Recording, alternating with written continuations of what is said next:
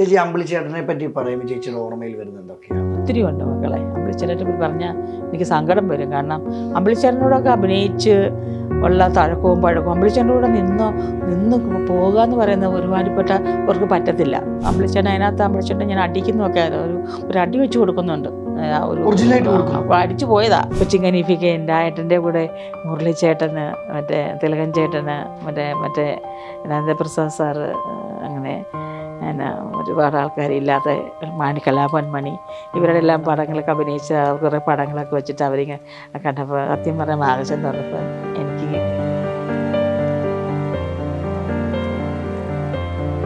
അമ്പിളിച്ചേട്ടനാണ്. അപ്പം ഞാനെപ്പോഴും സങ്കടപ്പെടുന്നതന്നെ, ദൈവം ഇന്നും അമ്പിളിച്ചേട്ടനൊക്കെ ഉണ്ടായിരുന്നു, എനിക്കൊക്കെ എത്രയോ ശക്തമായ കഥാപാത്രങ്ങൾ ചെയ്യാമായിരുന്നു.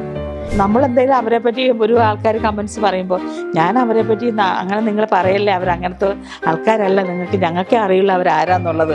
അവർ നമ്മുടെ മഹാരഥന്മാരാണ്, അവരാണ് നമുക്ക് ഇവരുടെ പേരിലൊക്കെയാണ് നമ്മൾ അറിയപ്പെടുന്നത്. ഇവരെ നമുക്ക് ഒരു അഭിമാനമല്ലേ, നമ്മുടെ അഭിമാനമല്ലേ ലാലേട്ടൻ മമ്മൂക്കയും. അപ്പോൾ നമ്മളങ്ങനെ പറയുമ്പോൾ ആൾക്കാർ വിചാരം എന്നറിയാവും, അടുത്ത ഒരു പടം. പക്ഷെ ഒരു കാര്യം, ആ സമയത്ത് ദൈവം, ഞാൻ ഒത്തിരി സങ്കടപ്പെട്ടെങ്കിലും ദൈവം കൊണ്ടെത്തരുന്നു. ഞാൻ ധനുഷിനോടൊപ്പം ഒരു പടം ചെയ്തു പോയിട്ട്, മറ്റേ സുരേഷനോടൊപ്പം എത്ര പടം, ദൈവമേ പഞ്ഞം പിടിച്ച പാവം മനുഷ്യൻ സുരേഷേട്ടൻ. എൻ്റെ മക്കളുടെ 2 കല്യാണത്തിൽ സുരേഷേട്ടൻ വന്നിട്ടുണ്ട്. എന്നോട് റോയൽറ്റി ചോദിച്ചാൽ സുരേഷേട്ടൻ എവിടെ, എൻ്റെ റോയൽറ്റി എവിടെ, എന്നെ കണ്ടപ്പോൾ ഞാൻ ആദ്യം വിചാരിച്ചേ ഇതെന്ന് എന്നോട് ഇങ്ങനെയൊക്കെ ചോദിക്കുന്നത്. മലയാളികൾ ഏറ്റവും ഇഷ്ടപ്പെടുന്ന പാനീയം കാപ്പി, ചായ, നാരങ്ങ വെള്ളം, ചാക്കോച്ചനെന്തോ പറയാം. എനിക്ക് ചാക്കോച്ചൻ്റെ ആ ഒരു റിയാക്ഷൻ കണ്ടപ്പോൾ ചിരി വരും.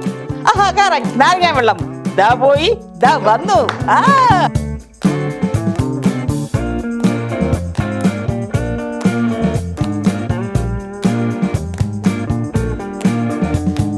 ഞാൻ കുറച്ച് ഫോട്ടോസ് കാണിക്കും, അപ്പം ചേച്ചിക്ക് ഓർമ്മ വരുന്ന ആ ഒരു അനുഭവം ഒന്ന് പങ്കുവെക്കാവോ? തീർച്ചയായും. ഞാനെന്താ മയിലാട്ടം, അത് ബിന്ദുവാ എൻ്റെ മടിയിൽ കിടക്കുന്നത്. ഞാനത് അമ്പിളിച്ചേട്ടൻ്റെ വൈഫായിട്ട് അഭിനയിക്കുന്നത്. നല്ല സൂപ്പർ ക്യാരക്ടറായിരുന്നു അത്. തിയേറ്ററിൽ ഭയങ്കര കൈയ്യടി കിട്ടിയ സീൻസുകളാണ് അതിനകത്തൊക്കെ കംപ്ലീറ്റ് സീക്കിന്. അമ്പിളിച്ചേട്ടൻ ഒരു കോല കൊണ്ട തരുന്ന സീക്വൻസൊക്കെ ഉണ്ട് അതിനകത്ത്. ഉഗ്രം ക്യാരക്ടറായിരുന്നു അമ്പിളിച്ചേട്ടൻ. അതിനകത്ത് ഞാൻ അടിക്കുന്നൊക്കെ ഒരു അടി വെച്ച് കൊടുക്കുന്നുണ്ട്. അടിച്ചു പോയതാ, പലപ്പോഴും അടിച്ചതല്ല. ചെയ്തു വന്നപ്പം ആ ഒരു ഗ്രിപ്പിൽ അങ്ങ് അടിച്ചു പോയി. അടിച്ചിട്ട് പിന്നെ ഞാൻ സോറി പറഞ്ഞപ്പോൾ അമ്പിളിച്ചേട്ടൻ പറഞ്ഞു, ഒരു കുഴപ്പമില്ല പൊന്നമ്മ ആ സീൻ കൊണ്ടുപോയെന്ന് പറഞ്ഞു. ഞാനാ കൊണ്ടുപോയെന്ന് ആ സീന്. അല്ല, അത് അമ്പിളിച്ചേട്ടൻ അതിനെ അങ്ങനെ കണ്ട്, ഇത് പൊന്നമ്മ കൊണ്ടുപോയെന്ന് പറഞ്ഞു സീൻ. ഞാൻ കൊണ്ടുപോയെന്ന്, എന്നാൽ ഞാൻ അതിൻ്റെ ക്രെഡിറ്റ് ആ സീൻ ഞാനാ കൊണ്ടുപോയെന്ന്. സാധാരണ എല്ലാ സീനും അമ്പിളിച്ചേട്ടനല്ലേ കൊണ്ടുപോവുക, വേറെ ആർക്കും വിട്ടു കൊടുക്കില്ലല്ലോ. ഇത് ഞാൻ അമ്പിളിച്ചേട്ടനെ കടത്തി ഞാൻ കൊണ്ടുപോയി, അതാണ് അമ്പിളിച്ചേട്ടൻ പറയണത്. ഞാൻ അതുപോലെ നിങ്ങൾ ആ സീൻസ് എടുത്ത് നോക്കിയാൽ കാണാം, യൂട്യൂബിലൊക്കെ കിടപ്പുണ്ട്. അത് ഒരു കൊല കൊണ്ടുപോകുന്നൊരു മയിലാട്ടം കൊല കൊണ്ടുപോകുന്നൊരു സീക്വൻസ് ഉണ്ട്.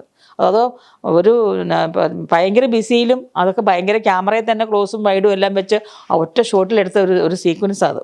ചേച്ചി അമ്പിളിച്ചേട്ടനെ പറ്റി പറയുമ്പോൾ ചേച്ചിയുടെ ഓർമ്മയിൽ വരുന്നത് എന്തൊക്കെയാണ്? ഒത്തിരി ഉണ്ട് മക്കളെ. അമ്പിളിച്ചേട്ടനെ പറ്റി പറഞ്ഞാൽ എനിക്ക് സങ്കടം വരും. കാരണം അമ്പിളിച്ചേട്ടനോടൊക്കെ അഭിനയിച്ച് ഉള്ള തഴക്കവും പഴക്കവും, അമ്പിളിച്ചേട്ടൻ്റെ കൂടെ നിന്ന് പോകുക എന്ന് പറയുന്നത് ഒരുമാതിരിപ്പെട്ട അവർക്ക് പറ്റത്തില്ല. അത്രയ്ക്ക് ടൈമിങ്ങും അത്രയ്ക്ക് പെർഫോമറാണ് അമ്പിളിച്ചേട്ടൻ.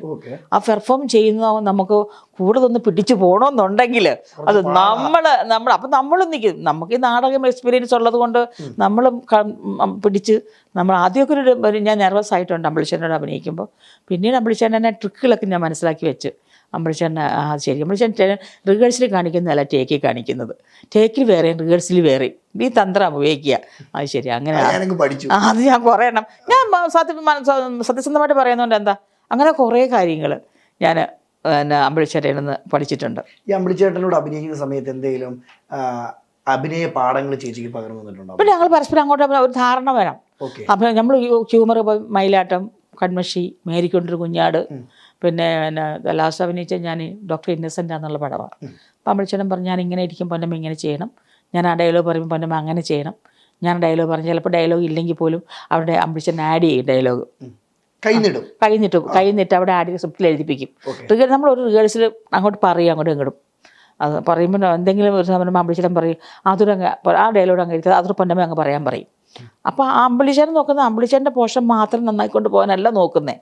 ഞാനും കൂടെ നന്നായാലേ അമ്പിളിച്ചേട്ടൻ്റെ പോർഷൻ നന്നാവുള്ളൂ. അമ്പിളിച്ചേട്ടൻ നന്നായി വന്നാലേ എൻ്റെ പോർഷനും എനിക്ക് നന്നാക്കിക്കൊണ്ട് വരാൻ പറ്റുള്ളൂ.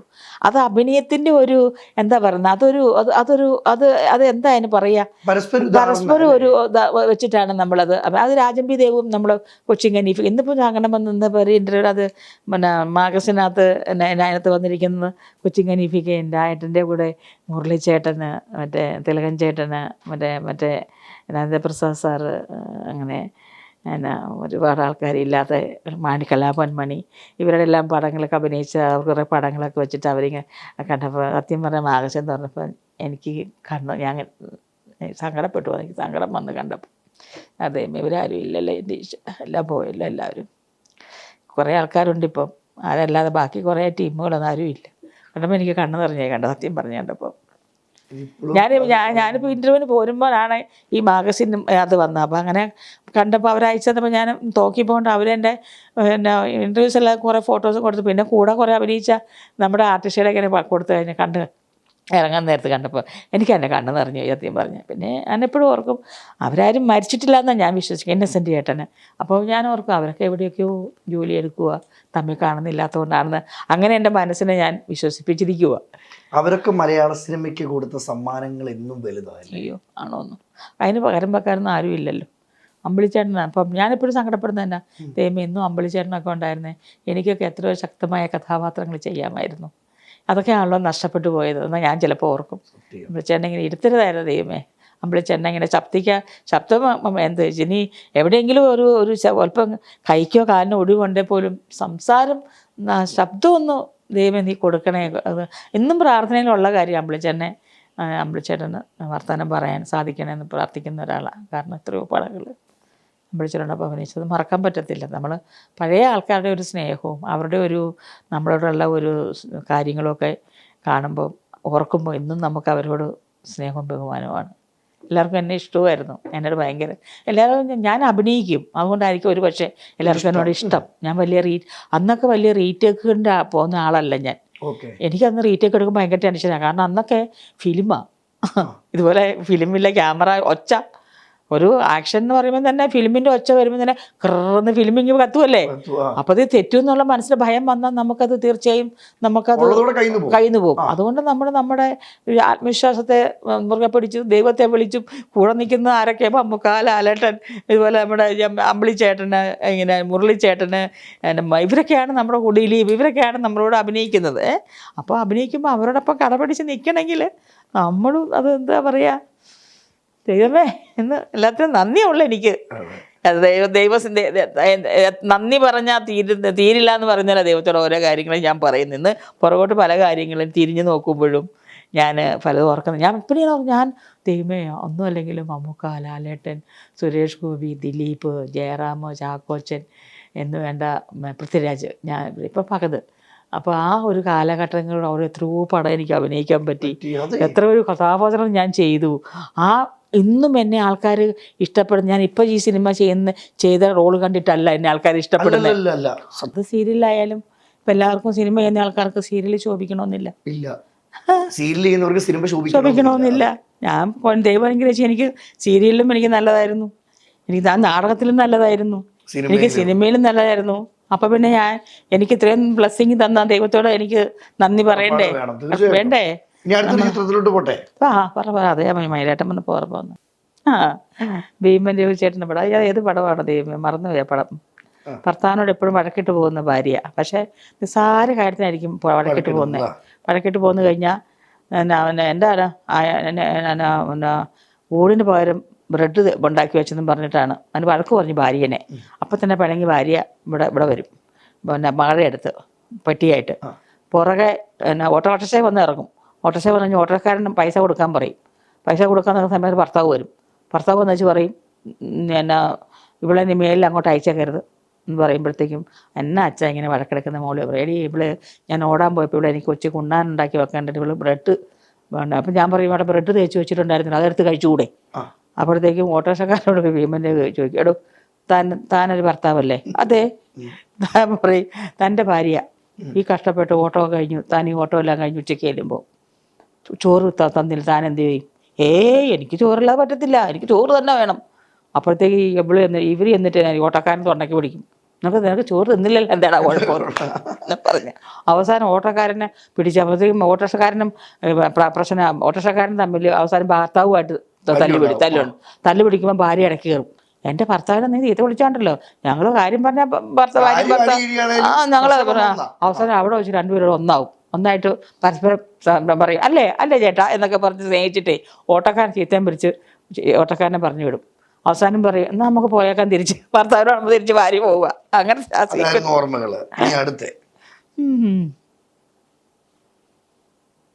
ഇത് ഏതൊരു സീരിയലിന്റെ കഥാപാത്ര, എനിക്കൊന്ന് ആ സീരിയൽ ഓർമ്മയില്ല. ഇതിനെപ്പറ്റി പറഞ്ഞാൽ ഈ ഒരു കോസ്റ്റ്യൂമും അത് ഇച്ചിരി ഈ ആ ക്യാരക്ടറിനെ എന്തോ ആക്കി ചെയ്യുന്ന പരിപാടി പറ്റിക്കുന്നതാ. അതാണെന്ന് ഇപ്പൊ ഞാൻ സീരിയൽ ഓർക്കുന്നില്ല കേട്ടോ. താപ്പാന, അത് താപ്പാന. ഞാനത് നമുക്ക് ആ പടത്തിൽ വെച്ചിട്ടാണ് പല പടങ്ങളിൽ നമുക്ക് കുറേ റിയാക്ഷൻസ് എന്നെ തന്നിന്.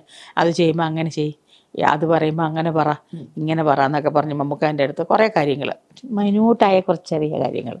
പക്ഷെ അതൊക്കെ ഞാൻ ഒരുപാട് പടങ്ങളിൽ ഞാനത് ഗുണം ചെയ്തു. ഞാനത് ചെയ്തു. എന്നിട്ട് ഞാൻ മമ്മൂക്കോട് പറയുകയും ചെയ്തു മമ്മൂക്കാന്ന്. മറ്റേ വാദിയാർ ജയസൂര്യ, സൂപ്പർ ക്യാരക്ടറായിരുന്നു അത്. ടീച്ചർ, ഇത്തിരി ഏഷണി പറഞ്ഞിട്ടുണ്ടാക്കുന്ന ടീച്ചറാ. മോനെ കണ്ടാലൊക്കെ പറഞ്ഞിട്ടേ, മോനെ അങ്ങനെയാണോ എന്നൊക്കെ പറഞ്ഞിട്ട് ലാസ്റ്റ് ടീച്ചറായിട്ട് ക്ലാസ് എടുക്കാൻ പോകുമ്പോഴത്തേക്കും ജയസൂര്യോട് പറയും. അപ്പം നമ്മുടെ ആനകൃഷ്ണ നായിക അവിടുന്ന് വരുമ്പോൾ തന്നെ ഇവർ പറയും, ഈ വടിയൊക്കെ ചൂണ്ടി കുറ്റം പറയാത്ത രീതിയിൽ. കാരണം ആ ക്ലാസ് കഴിഞ്ഞാൽ അപ്പുറത്താണേ, ഈ ക്ലാസ് കഴിഞ്ഞാൽ അപ്പുറത്താണേന്ന്. അങ്ങനെ ഈ വടി കൊണ്ട് ആക്ഷനും അത് ഭയങ്കരമായിട്ട് ടെൻഷനായിരുന്നു ആ സീൻ ചെയ്യാൻ. കാരണം കൈകൊണ്ട് ആക്ഷൻ വേറെയും പറച്ചിൽ വേറെയുവാ. അവളുണ്ടല്ലോ, അവൾ ആരാന്നറിയാവോ? അവൾ വരുന്നുള്ളൂ കൊണ്ടല്ലോ, അവൾ സൂത്രക്കാരത്തിയാണേ. അങ്ങനെ എങ്ങനെയൊക്കെ പറഞ്ഞിട്ട് അവിടുന്ന് ഒരാൾ നോക്കിയാൽ ഈ കൈ ചൂണ്ടി പറയുന്നത് ആ ക്ലാസ് കഴിഞ്ഞ് അപ്പുറത്തെ ക്ലാസ് ഇങ്ങനെ പറയുന്നതായിട്ട് തോന്നുകയും വേണം. ഞാനിവിടെ ഒന്ന് അത് അറിയാവോ, വരുന്നതോ എൻ്റെ പൊന്നോ ഒന്നും പറയണ്ട, നീ സൂക്ഷിച്ചും കണ്ടോ, അങ്ങനെ പറയുന്ന ഒരു കഥാപാത്രമായിരുന്നു. ഇത് നമ്മുടെ രായേട്ടൻ മണിയറക്കളൻ, പട്ടരായിട്ട്, ഞാൻ പട്ടത്തിയായിട്ടും നല്ല രസമായിരുന്നു. രായേട്ടനോടെ പല കഥാപാത്രങ്ങൾ, ഒരുപാട് പടങ്ങൾ ഞാൻ ചെയ്തിട്ടുണ്ട് രായേട്ടനോടൊപ്പം. ലാസ്റ്റ് ചെയ്തത് ബ്ലാക്ക് കാറ്റ്, സുരേഷ് ഏട്ടൻ, വിനയൻ സാറിൻ്റെ പടമായിരുന്നു. അത് നല്ല അനുഭവം. രായേട്ടനുണ്ടെങ്കിൽ ഒരു സെറ്റ് റോളവാ, കഥയുണ്ടാക്കാൻ എടുക്കാനാ, കഥകളുണ്ടാക്കും, കഥ മെനയും. കൈവരൊക്കെ ഓരോരോ കഥ മെനഞ്ഞിട്ട് വന്നിട്ട് ഓരോ കാര്യങ്ങൾ പറയും. അതിനകത്താണ് ഒരു സിനിമയിൽ എവിടെയാണോ എന്തെങ്കിലും പറയുമ്പോഴേ അത് അവിടെ നിപ്പ് കണ്ടോ, അവൾ അങ്ങനെ എന്നെ പറഞ്ഞിട്ട് നിൽക്കുന്നത് കണ്ടോ എന്നൊക്കെ പറഞ്ഞ് രായേട്ടൻ തന്നെ കഥയുണ്ടാക്കും. അത് ഞാൻ പല ഇൻ്റർവ്യൂവിൽ പറഞ്ഞിട്ടുള്ളതുകൊണ്ട് അത് വീണ്ടും ഞാൻ റിപ്പീറ്റ് ചെയ്യുന്നില്ല. മലയാളികളുടെ എന്നും ലാൽ സാറിനോട് ഞാൻ ആദ്യമായിട്ട് അഭിനയിക്കുന്ന പടം പ്രജ, ജോഷി സാറിൻ്റെ പടം. അതിനകത്തായിരുന്നു ആദ്യം അഭിനയിച്ചത്. അതിനുശേഷം പിന്നെ അഭിനയിച്ച പടം ഹരിഹരൻപിള്ള ഹാപ്പിയാണ്, ബാപ്പ കല്യാണി, 2020. എനിക്ക് സത്യം പറഞ്ഞാൽ ഞാൻ മോഹൻലാലിനോടൊപ്പം ഞാൻ എന്തെങ്കിലും ഒരു കാര്യങ്ങൾ ഞാൻ ഇങ്ങനെ സംസാരിക്കുമ്പോഴേ എല്ലാവരും പറയും, ഞാൻ അവരുടെ പടങ്ങളൊക്കെ അവരെപ്പറ്റി ഇങ്ങനെ പറഞ്ഞുകൊണ്ടാണ് കുറേ പടങ്ങളൊക്കെ ചെയ്തിട്ടുള്ളതെന്ന്. ഞാൻ ലാലേട്ടനോട് അഭിനയിച്ച പടം ബാബ കല്യാണിയാണ്. ബാബ കല്യാൺ നിങ്ങൾ ഗൂഗിളിൽ സെർച്ച് ചെയ്ത് ഞാൻ എന്നാ ചെയ്തിരിക്കുന്നത്, അത് ശരി. ഞാൻ മോഹൻലാലിൻ്റെ ഒരു പടവും അഭിനയിച്ചിട്ടില്ല. പിന്നെ മമ്മൂക്കാട് ഞാൻ അഭിനയിച്ച പടം ലാസ്റ്റ് ചെയ്ത് ഒരു കുട്ടനാടൻ ബ്ലോഗ്, അത് ഞാൻ മമ്മൂക്കാടൊപ്പം അഭിനയിച്ചേ. അപ്പം ആ വർഷം അതും നിങ്ങൾ നോക്കുക എത്ര വർഷം മുമ്പാന്ന്.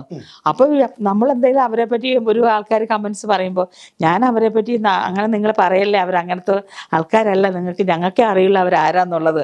അവർ നമ്മുടെ മഹാരഥന്മാരാണ്, അവരാണ് നമുക്ക് ഇവരുടെ പേരിലൊക്കെയാണ് നമ്മൾ അറിയപ്പെടുന്നത്. ഇവരെ നമുക്ക് ഒരു അഭിമാനമല്ലേ, നമ്മുടെ അഭിമാനം ലാലേട്ടൻ മമ്മൂക്കയും. അപ്പോൾ നമ്മൾ അങ്ങനെ പറയുമ്പോൾ ആൾക്കാർ വിചാരം എന്നറിയാവോ, അടുത്ത ഒരു പടം ഇഷ്ടം പോലെ ഇപ്പം ഇഷ്ടം പോലെ എന്തോ പടം അഭിനയിച്ചു. ശരിയാണ്, ഞാൻ ഈ അടുത്ത കാലത്ത് കുറേ പടം അഭിനയിച്ചിട്ടുണ്ടെങ്കിൽ ശരിയാ, ഒന്നും ചെയ്തിട്ടില്ല ഈ അടുത്ത കാലത്ത്. എന്നിട്ട് നമ്മൾ അവരോടുള്ള അത്ര സ്നേഹം കൊണ്ട് ഞാൻ സത്യസന്ധമായിട്ട് പറയുന്നതാ. എനിക്കൊന്ന് നമുക്ക് ക്യാരക്ടറുണ്ടോ, നമുക്ക് നമ്മുടെ സമയം നല്ലതാണോ, നമുക്ക് ദൈവം അനുഗ്രഹിച്ച് അവർ നമുക്ക് തരും, അത് അവരുടെ പടത്തിൽ അഭിനയിക്കും. അതല്ലാതെ അവരൊരു പണം തരാൻ വേണ്ടിയൊന്നുമല്ല ഞാനിങ്ങനെയൊക്കെ പറയണത്. സത്യസന്ധമായിട്ട് അങ്ങോട്ട് ഇരുന്ന് പറയുന്നതാ. അല്ല, അത് പറയേണ്ട പോലും ആവശ്യമില്ല. ചേച്ചിയുടെ ഒരു ഗ്രാഫ് എടുത്ത് നോക്കിയാൽ തന്നെ അതറിയാൻ പറ്റും. അതെ. ഇനി അടുത്തൊരു ചിത്രം കാണിക്കട്ടെ. ദൈവമേ, കന്യാസ്ത്രീ. ഈശോമിശിഹായ്ക്ക് സ്തുതിയായിരിക്കട്ടെ എന്ന് ഒരു അച്ഛൻ എനിക്ക് വാട്സപ്പിൽ മെസ്സേജ് ഇട്ട്, ഞാനത് എൻ്റെ സ്റ്റാറ്റസ് ഇട്ടപ്പോഴത്തേക്ക് കന്യാസ്ത്രീ മാസ്റ്റർ ഫീസ് മമ്മൂക്കയുടെ പടം, ഒരു കന്യാസ്ത്രീ, ഒരു പ്രിൻസിപ്പളാ, മമ്മൂക്കയുടെ പടമാണല്ലോ. അതിനകത്ത് നമ്മുടെ ഗോകുൽ സുരേഷ് ഉണ്ട്, സുരേഷ് ചേട്ടൻ്റെ മോനുണ്ട്. നല്ല ഒരു രസമായിരുന്നു. നമ്മുടെ അജയ് വാസുദേവ് ഡയറക്റ്റ് ചെയ്ത പടം. അത് നല്ല സെറ്റായിരുന്നു. നല്ല, ഞാൻ അന്ന് അതിനകത്ത് മമ്മൂക്ക കോമ്പിനേഷൻ ഞങ്ങൾക്കില്ല. ഇനി ഒരു ചിത്രം ഞാൻ കാണിക്കാം. അതില് പൊന്നമ്മ ചേച്ചി ആരാന്ന് നിങ്ങൾ കമന്റ് ഇടണം. എൻ്റെ ഹസ്ബൻഡിന്റെ ഫസ്റ്റ് നാടകം മാളം. ഒറ്റക്കാല നിൽക്കൂ. ആരാണ്ടെങ്കിലും ഒട്ടകപ്പക്ഷിയാണോ? ഒറ്റക്കാല നിൽക്കുക. എൻ്റെ 16 വയസ്സ്. എൻ്റെ 16 വയസ്സാ അത്. 16 വയസ്സ്. ഞാൻ വളരെ നേരത്തെ സുന്ദരിയാണ്. ആ കാലത്തൊക്കെ എന്തുവായിരുന്നു? കുഴപ്പമില്ല. മണ്ണ കുറഞ്ഞ പടങ്ങളൊക്കെ ഉണ്ടായിരുന്നെ. കിട്ടിയില്ലേ? വേറെ കിട്ടിയില്ലായിരുന്നു. പ്രിയദർശൻ സാറല്ലേ? ഇത് സിനിമയല്ല, അതൊരു ഒരു ക്രിക്കറ്റ് നടക്കുക. ലാലേട്ടനൊക്കെ ചെയ്ത ക്രിക്കറ്റ് ഇല്ലേ? ഞാൻ പ്രിയദർശൻ സാറിന്റെ പടം ചെയ്തിട്ടില്ല. ഒരു പടം പോലും അഭിനയിച്ചിട്ടില്ല. എന്നാൽ സാറുമായിട്ട് ഞാൻ ഈ അടുത്ത ആ സമയത്തുള്ള ഒരു അടുപ്പം മാത്രമേ ഉള്ളൂ. അല്ല, എനിക്കൊരു സാറുമായിട്ടുള്ള പടം ഞാൻ ചെയ്തിട്ടില്ല. ആ പാപ്പൻ, നമ്മുടെ മുരളി ഗോപി സ്ക്രിപ്റ്റ് ചെയ്ത പടം. അത് നമ്മളെല്ലാവരും ഉണ്ടല്ലോ അതിനകത്ത്. അതിനകത്ത് കുറേ പേരില്ല. ഇതൊക്കെ ഇങ്ങനെയൊക്കെ കാണുമ്പോൾ സങ്കടം വരിക. അത് നല്ല രസമായിരുന്നു. ഞങ്ങളെല്ലാം ചേട്ടത്തി അനിയത്തിമാർ അതിനകത്ത്. ഞങ്ങളെല്ലാം പാപ്പൻ്റെ പെങ്ങന്മാരും അങ്ങനെയുള്ള കാര്യങ്ങളൊക്കെ. പൊന്നമ്മ ചേച്ചി, ഞാൻ, ലളിത ചേച്ചി, ഇതെല്ലാം ഞങ്ങളെല്ലാം അത് നല്ലൊരു രസമാണ്. ഞങ്ങളെല്ലാം ഒരുമിച്ച് ഒരിടത്ത് പെണ്ണുങ്ങളെല്ലാം കൂടി ഇരുന്നിട്ട് കുറേ രസമാണ്. ഇവരോട് ഇരിക്കാൻ നല്ല രസമാണ്. ഇവരുടെ പഴയ കുറേ കഥകളും അവരുടെ ഓർമ്മകളെല്ലാം നമ്മളോട് ഷെയർ ചെയ്യും. അപ്പം നമ്മളിതെല്ലാം കേട്ട് ഇത് കൊള്ളാലോ കേട്ടോ, ഇത് നല്ല രസമാണല്ലോ കേൾക്കാൻ. നസീറിൻ്റെ നമ്മൾ കണ്ടിട്ടില്ലല്ലോ.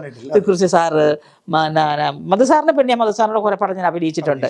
മറ്റേ തിക്കുറിശി സാറ്, മധു സാറ്, പിന്നെ പ്രേംനസീർ സാറ്, അടൂർപ്പാസി, ഇവരെ പറ്റിയൊക്കെ ഇങ്ങനെ ഓരോ കാര്യങ്ങൾ പറയുമ്പോൾ നമ്മളിങ്ങനെ കേട്ടിങ്ങനെ ഇരിക്കും.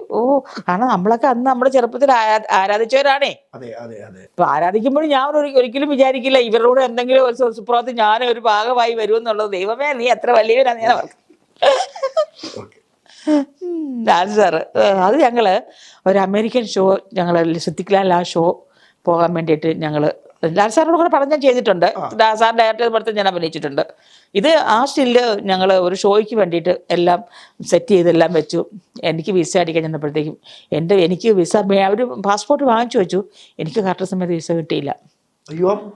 അപ്പോഴത്തേക്കും അവിടെ കംപ്ലീറ്റ് അവിടെ എന്തോ ടെക്നിക്കൽ പ്രോബ്ലം വന്നിട്ട് വലിയ പ്രശ്നമായി മാറി. അപ്പോൾ എനിക്ക് വരാൻ വേണ്ടി ഞാൻ ഒത്തിരി സങ്കടപ്പെട്ടായിരുന്നു. ഞാൻ അപ്പോൾ ഷോ പോകാൻ പറ്റിയില്ലല്ലോ എന്ന്. ആ ഷോയ്ക്ക് വേണ്ടി ആ സമയത്ത് എടുത്തത്. ആ ഷോ പോയില്ല. പക്ഷെ ഒരു കാര്യം, ആ സമയത്ത് ദൈവം, ഞാൻ ഒത്തിരി സങ്കടപ്പെട്ടെങ്കിലും ദൈവം കൊണ്ടെത്തരുന്നു. ഞാൻ ധനുഷിനോടൊപ്പം ഒരു പടം ചെയ്ത് പോയിട്ട്, മറ്റേ നമ്മുടെ ഈ പടം തൊഴരി, പ്രഭു സോളമൻ്റെ പടം, കീർത്തി സുരേഷ് നായിക. അതിനകത്ത് ധനുഷ് 40 ദിവസം നല്ല ക്യാരക്ടറായിരുന്നു തമിഴിൽ. പക്ഷേ എന്താ പറയണേ, പ്രഭു സോളമൻ ഡയറക്ടർ ജോഷി സാറിനെ പോലെ എപ്പോഴും ആ ഡയറക്ടർ ഓർക്കാറുണ്ട്. പിന്നെ ആ പടം ഇറങ്ങിയപ്പോൾ തമിഴിലെ എനിക്ക് പടങ്ങൾ വന്നു. പക്ഷേ എനിക്ക് ആരും അറിയത്തില്ലാത്തതുകൊണ്ട് ഞാൻ അതിന് വലിയ ഊന്നൽ കൊടുത്തില്ല. പിന്നെ അതിൻ്റെ പ്രൊമോഷൻ വർക്കൊക്കെ വന്നപ്പോൾ ഞാൻ ഇവിടെയായിരുന്നു, കൊച്ചിയിൽ. ഞാൻ അവിടെ അല്ലായിരുന്നു. പക്ഷെ അത് ഈ സമയത്ത് പ്രൊമോഷൻ വർക്കും എല്ലാം അവിടെ ആയിരുന്നെങ്കിൽ എനിക്കൊന്നും കൂടി ചിലപ്പോൾ ഒരു നല്ല ബാനറിൻ്റെ പടങ്ങൾ അന്ന് തമിഴ് ചെയ്യുമ്പോൾ അവർ പറഞ്ഞായിരുന്നു അന്ന്, നിങ്ങൾക്ക് തമിഴിൽ നല്ല ഓപ്ഷൻ കിടക്കുവാണ്, ഇവിടെ നിങ്ങളെപ്പോലുള്ള കഥാപാത്രം ചെയ്യാൻ തമിഴ് ഇവിടെ ആളില്ല, അതുകൊണ്ട് നിങ്ങൾ തമ്പിരാമയ്യ സാർ എൻ്റെ അടുത്ത് പറഞ്ഞതാണ്, ഞാൻ തമിഴ് കേന്ദ്രീകരിക്കണം, ശ്രദ്ധിക്കണം എന്നൊക്കെ പറഞ്ഞു. പക്ഷെ ഞാൻ ഇതുവരെ അതിന് ശ്രമിച്ചിട്ടേ ഇല്ല. എനിക്ക് ഉള്ളി മലയാളം ചെയ്തത്. ഇല്ല, വന്നാൽ ചെയ്യും നാളെ. സുരേഷേട്ടനല്ലേ? രാഷ്ട്രം. സുരേഷേട്ടൻ, സുരേഷനോടൊപ്പം അത്ര പടം. ദൈവമേ, പഞ്ഞം പിടിച്ച പാവം മനുഷ്യൻ സുരേഷേട്ടൻ. എൻ്റെ മക്കളുടെ 2 കല്യാണത്തിന് സുരേഷേട്ടൻ വന്നിട്ടുണ്ട്. ഞാൻ വിളിച്ചപ്പോഴൊക്കെ സുരേഷേട്ടൻ ഓടി വരികയും, MP ആയ സമയത്താണ് എൻ്റെ പിങ്കി മോടെ കല്യാണം നടക്കുന്നത്. അപ്പോൾ അടൂരായിരുന്നു. സുരേഷൻ ആ സമയത്ത് ഓടി വന്നു. ഇവിടെ പിന്നെ കുറെ നമ്മുടെ ചടങ്ങുകൾ നമ്മുടെ മനസ്സമ്മതം ഇവിടെ, ഞാനതിവിടെ നമ്മുടെ ഗോകുലം പാർക്കിൽ വെച്ച് നടത്തി. അത് നമ്മുടെ കുറേ സ്റ്റാർസ് ഇവിടെ ഉള്ളവർ പങ്കെടുത്തു. പിന്നെ അവിടെ ഗണേശനും സുരേഷ് ചേട്ടനും വന്നു. 2 മക്കളുടെ കല്യാണത്തിനും വരികയും പിന്നെ മക്കളെ ഇഷ്ടപ്പെടുകയും ഇപ്പോഴും എൻ്റെ കുഞ്ഞുങ്ങൾ കണ്ടു കഴിഞ്ഞാൽ കുഞ്ഞുങ്ങളെ പറ്റി ചോദിക്കുകയും ചെയ്യുന്ന ഒരാളാണ്. കൊച്ചു പ്രേമൻ. കൊച്ചുമായിട്ട് ഞാൻ ഒരുപാട് സിനിമകൾ ചെയ്തിട്ടുണ്ട്. കൊച്ചു വേറെയാ. കൊച്ചുവിൻ്റെ വേറെ രേവൻ്റെ മേരെ ഏതൊക്കെ ചോദിച്ചിട്ട് ഞങ്ങൾ പരസ്പരം അങ്ങോട്ടും ഇങ്ങോട്ടും ഷോ പോയിട്ടുണ്ട്. ഞങ്ങൾ സ്റ്റേജ് ഷോസൊക്കെ ചെയ്തിട്ടുണ്ട്. ഞങ്ങൾ അമേരിക്ക അങ്ങനെ ഒരു ഭാഗ്യം ഒത്തിരി കിട്ടിയിട്ടുണ്ട് എനിക്ക്. ഞാൻ ഈ ലോകഭാഗത്തിലാകുമ്പോൾ ഒരു സ്ഥലം കവർ ചെയ്യാത്ത ആളല്ല. മിക്കയിടത്തും പോയിട്ടുണ്ട്. America, Canada, London, Germany, Malaysia, Singapore, Gulf countries complete എല്ലാ ഷോസുകളാ. എന്താ അസർ കലാപരമണിയുടെ അറേബ്യൻ മണികളൊക്കെ 18 ഷോ ചെയ്ത് എല്ലാം കൂടെ. അതാണ് ആദ്യമായിട്ട് ഞാൻ പോകുന്ന ഷോ. തകർത്ത് വാരി ഞാൻ നമ്മുടെ നാട്ടുപുറത്തൊക്കെ കിടക്കുന്ന സമയത്തെ ഇങ്ങനെ വെളിയിൽ ഒരു ഷോയ്ക്കൊക്കെ പോകുമ്പോൾ കിട്ടുന്ന ഒരു സന്തോഷം. നാട്ടുപുറത്തല്ല, ഞാൻ സിനിമയിൽ വന്നതിന് ശേഷം ഇതൊക്കെ ഞാൻ ഷോ പോയതല്ല, സിനിമയിൽ വന്നതിന് ശേഷമാണ്.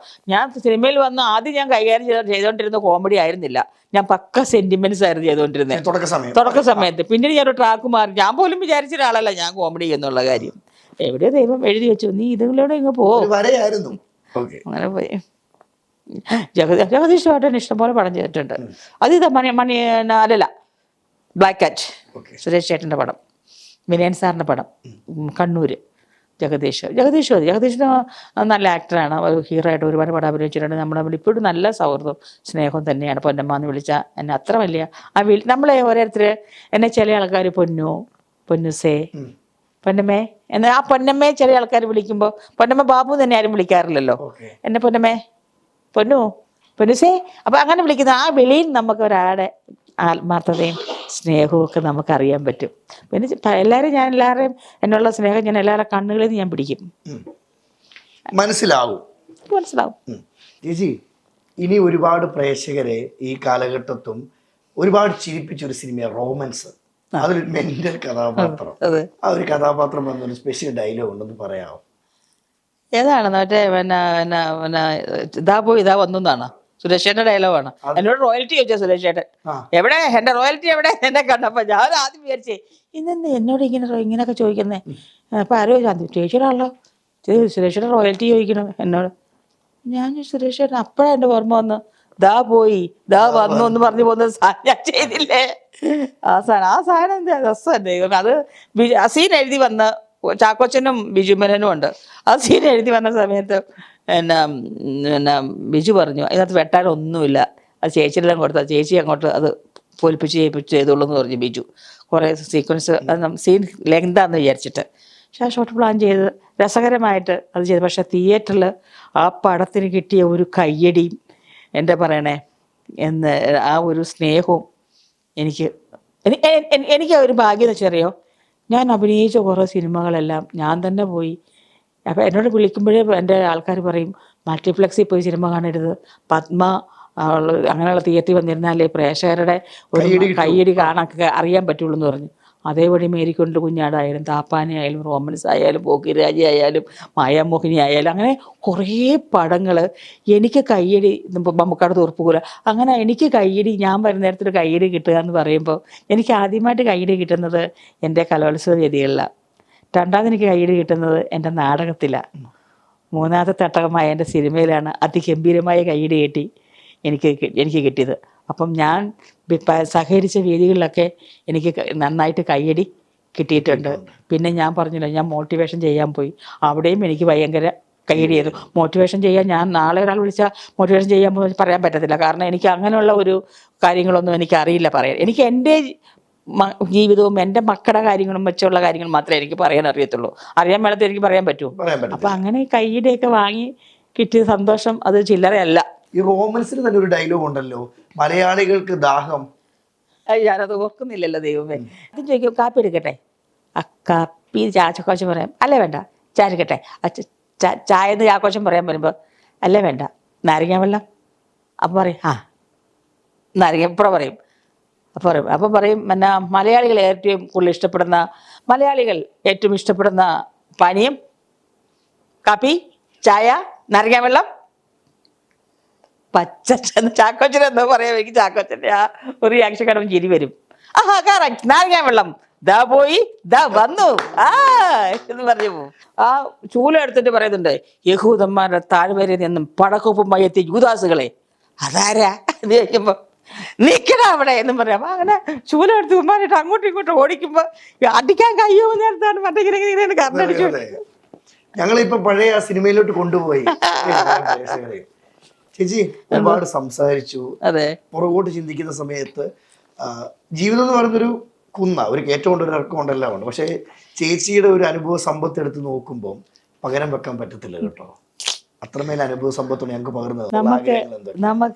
നമുക്കെന്ന് പറഞ്ഞാൽ 1 മണിക്കൂർ കൊണ്ടോ അരമണിക്കൂർ കൊണ്ടോ ഒന്നും ഞങ്ങളുടെ എന്നൊക്കെ ഒരു കാര്യം പറഞ്ഞാൽ അങ്ങ് എത്തൂല, തീരത്തില്ല. മനസ്സിലായോ? നമുക്കത് ഇനി ഭാവിയിൽ ഞാനൊരു ഒരു ബുക്ക് എഴുതുമ്പോഴോ അല്ലെങ്കിൽ നമ്മുടെ കഥ എവിടെയെങ്കിലും രീതിയിൽ നമ്മുടെ ജീവിതാനുഭവങ്ങൾ നമ്മളൊരു ബുക്സ് ആക്കുമ്പോൾ ആ ബുക്കിനകത്ത് കഥകളെല്ലാം എന്തായാലും ഉണ്ടാവുമല്ലോ. അത് എൻ്റെ ഭാവിയിലുള്ള ഒരു കാര്യമാണ്. ഞാൻ കുറച്ച് തീർച്ചയായും എല്ലാം വെച്ചിട്ടൊരു സാധനം നമുക്ക് ക്രിയേറ്റ് എഴുതണം എന്ന് എൻ്റെ മനസ്സിലുണ്ട്. അപ്പം എനിക്ക് എന്നെ ഇപ്പം എന്ന് പറഞ്ഞാൽ കുറച്ച് നല്ല കഥാപാത്രങ്ങൾ ചെയ്യണം, കുറച്ച് നല്ല അംഗീകാരങ്ങളൊക്കെ മേടിക്കണം, അങ്ങനെയൊക്കെ ഒരു മോഹങ്ങളേ ഉള്ളൂ. വലിയ എന്താ പറയാ അങ്ങനെ. അല്ല ഞാൻ ചോദിച്ചോട്ടെ, ഇതിൽ കൂടുതൽ ഇനി എന്നെ ആഗ്രഹിക്കാൻ ദൈവം തന്നില്ലേ? അതൊക്കെ തന്നാൽ നമുക്കൊരു അവാർഡ്, ഒരു സ്റ്റേറ്റ് അവാർഡ് ഒരു ആഗ്രഹമല്ലേ. ഒരു നമ്മൾ നടി എന്ന രീതിയിൽ ഒരു അവാർഡ് വാങ്ങാൻ, ഒരു നല്ല കഥാപാത്രം, അതിനെ പറ്റിയ ഒരു കഥാപാത്രം. കോമഡിക്ക് ഒരിക്കലും നല്ലൊരു കോമഡി ചെയ്തുകൊണ്ട് അതിനൊരിക്കലും അവാർഡ് വീണിട്ടില്ല. എപ്പോഴും അവാർഡിന് വേണ്ടിയുള്ളതെല്ലാം സെന്റിമെന്റ്സ് ചെയ്യുന്ന കഥാപാത്രങ്ങൾക്ക് കൂടുതലും കോമഡികൾ വീഴാറുള്ളത്, അവാർഡുകൾ വീഴാറുള്ളത്. കോമഡി ചെയ്യുന്നവരൊന്നും ഒരിക്കലും ഒരു അവാർഡ് കിട്ടി ഞാൻ കണ്ടിട്ടില്ല. അപ്പോൾ അതൊരു മനസ്സിലൊരു ആഗ്രഹം ഞാൻ പറയണേ, നടന്നാൽ തരട്ടെ. പിന്നെ എനിക്ക് ഏറ്റവും വലിയ അവാർഡ് എൻ്റെ കയ്യിലുണ്ടല്ലോ, പ്രേക്ഷകരുടെ അവാർഡ് കൈ കിടക്കുമല്ലയോ. അമ്പിളിച്ചേട്ടന് വല്ല അവാർഡും കിട്ടിയിട്ടുണ്ടോ? ഒരു അവാർഡും കിട്ടിയിട്ടില്ല. പിന്നെ ഇതിപ്പം പറഞ്ഞ പോലെ നല്ല പടങ്ങളുടെ ഭാഗമാകണം, പിന്നെ വ്യത്യസ്തമായ വേഷങ്ങൾ ചെയ്യണം. അങ്ങനെ വാരി വലിച്ചത് എനിക്ക് സിനിമ ചെയ്യണ്ട. എനിക്ക് ഓൺലൈൻ ബിസിനസ് ഉണ്ടായിരുന്നല്ലോ, പൊന്നമാസ് കലവറ. അത് വീണ്ടും സ്റ്റാർട്ട് ചെയ്ത് നമ്മൾ ഒരു പരിപാടി പ്ലാൻ ചെയ്യുന്നുണ്ട്. ഓൺലൈൻ തീർച്ചയായും ഓൺലൈൻ. സ്വിഗ്ഗി സൊമാറ്റോ ഓൺലൈനേ ഉള്ളൂ, ഹോട്ടലൊന്നുമില്ല. എൻ്റെ മൂത്ത മോള് ഇപ്പോൾ നാട്ടിൽ വന്നിട്ടുണ്ട്. ആ മോളെ പറ്റി എനിക്ക് പറയാമെങ്കിൽ, ആ മോള് പിന്നെ അവിടെ റീജിയണൽ മാനേജറായിട്ട് ഓസ്ട്രേലിയയിൽ വർക്ക് ചെയ്യാം. അവളിപ്പം ഒരു ഹോളിവുഡ് ഷോർട്ട് മൂവി ചെയ്തു അവിടെ ഓസ്ട്രേലിയയിൽ. അത് നമ്മളിവിടെ ഒരു പ്രിവ്യൂ വെച്ചായിരുന്നു എറണാകുളത്ത്. അത് ആദ്യം കാണിച്ച ജോഷി സാറ്, സിബി സാറ്, ആ നിരയിലുള്ള ആൾക്കാരെയായിരുന്നു. കാരണം അവൾ ഡയറക്ടറായി, അവൾ തന്നെ സ്ക്രിപ്റ്റും അവൾ തന്നെ ഡയറക്ഷനുമായിരുന്നു. അഭിനയിച്ചത് കംപ്ലീറ്റ് ഇംഗ്ലീഷുകാരാണ്, മലയാളികളല്ല. അപ്പോൾ അത് പിന്നെ അതിൻ്റെ പോസ്റ്റ് പ്രൊഡക്ഷൻ ഇവിടെയായിരുന്നു. ലിജു പ്രഭാകര കളറിങ്ങും മ്യൂസിക് ചെയ്ത് പുതിയൊരു ടീമിനെയാണ് അവളെ ഏൽപ്പിച്ചത്. അതിഗംഭീരമായിട്ട് അതിവിടെ ഒരു നമ്മൾ പിന്നെ ഇവിടെ ഒരു സ്റ്റുഡിയോയിൽ 7th ഒരു സ്റ്റുഡിയോ ഉണ്ടല്ലോ, മറ്റേ മറന്നു പോകുന്നു, കൊച്ചി വെച്ചു. വിനയൻ സാറിൻ്റെ വീടിനടുത്തൊരു സ്റ്റുഡിയോ ഉണ്ട്, അവിടെയാണ്. അവിടെ നമ്മൾ പ്രിവ്യൂ വെച്ചു. കുറേ ആൾക്കാർ വന്നിട്ടുണ്ടായിരുന്നു. അപ്പം മീഡിയ അറിയിച്ചിട്ടുണ്ടായിരുന്നില്ല, കാരണം ഓൾറെഡി ഇത് റിലീസ് ചെയ്തിട്ടില്ല. അതിപ്പോൾ നമ്മൾ ഫെസ്റ്റിവൽസിന് ഇങ്ങനെ ഒരാളെ ഏൽപ്പിച്ചിട്ട് അവരയച്ചുകൊണ്ടിരിക്കുകയാണ്. അങ്ങനെ ആ സമയത്ത് നമ്മളന്നായി കഴിഞ്ഞ അമ്മയുടെ ജലബോർഡ് മീറ്റിങ്ങിന് ഞാനിതൊന്ന് ഒരു ഷോ ചെയ്യാമെന്ന് വിചാരിച്ചു, ഒരു ഷോ വെക്കാമെന്ന് വിചാരിച്ചു ഷൈനൈസിൽ എവിടെയും. അപ്പോൾ ആ സമയത്ത് ഞാൻ റൈഫിൾ ക്ലിപ്പ് സിനിമ ചെയ്തുകൊണ്ടിരിക്കുന്ന സമയത്ത് അൻരാ കശ്യപ് സാർ ഉണ്ടായിരുന്നു അവിടെ. അൻരാ കശ്യപ് സാറ് എൻ്റെ മോള് വന്ന സമയമായിരുന്നു. അപ്പോൾ സാറിനോട് സംസാരിച്ചപ്പോൾ സാറ് എന്നെ അവളെ ലാപ്ടോപ്പിൽ അവളെ സിനിമ കണ്ടു. സാറ് പറഞ്ഞാൽ ഭയങ്കര ഇഷ്ടപ്പെട്ടു. സാറ് പറഞ്ഞു, ഇപ്പോൾ അത് റിലീസ് ചെയ്യരുത്, 1-2 ഫെസ്റ്റിവലോടെ കവർ കഴിയാൻ അതോടെ കഴിഞ്ഞിട്ട് റിലീസ് ചെയ്താൽ മതി എന്ന് പറഞ്ഞു. അപ്പോൾ അതുകൊണ്ട് അതിപ്പോൾ അത് റിലീസ് അന്ന് ചെയ്തില്ല. ഇനി അത് ചെയ്യണമെങ്കിൽ നല്ലൊരു സമയം നോക്കി നമ്മൾ മീഡിയയെ എല്ലാവരെയും അറിയിച്ചിട്ട് നമ്മളത് റിലീസ് ചെയ്യുന്നുള്ളൂ. അപ്പോൾ ചേച്ചി ഒത്തിരി സന്തോഷം കേട്ടോ. ഈ ഒരു ചുരുങ്ങിയ സമയത്ത് ഒരുപാട് കഥകൾ പറയാൻ തന്നതിന് ഒരുപാട് സന്തോഷം. അപ്പം ചേച്ചിയുടെ ഏറ്റവും വലിയ ആഗ്രഹമായ പുസ്തകങ്ങൾ ഉടനെ ഇറങ്ങട്ടെ. പുസ്തകങ്ങൾ ഉടനെ ഇറക്കുന്നൊന്നുമില്ല, ഞാൻ കുറച്ചുകൂടെ കഴിഞ്ഞിട്ടേ ഉള്ളൂ. അതൊന്നും ഞാൻ ഉടനെ ഇറക്കുന്നില്ല. ഇപ്പൊ ആൾക്കാരുടെ വീട് പുസ്തകം എഴുതിയോ പുസ്തകം ഞാൻ ഉടനെ എഴുതുന്നില്ല, എഴുതും ഞാൻ കുറച്ചുകൂടെ കഴിയട്ടെ, കുറച്ച് കൊല്ലം കഴിയട്ടെ. അപ്പൊ ചേച്ചി ഒത്തിരി സന്തോഷം. ചേച്ചിക്കും മുന്നോട്ടുള്ള ജീവിതത്തിൽ എല്ലാവിധ ആശംസകളും നേർന്നുകൊണ്ട് നല്ല വാക്കുകൾക്ക് നന്ദി.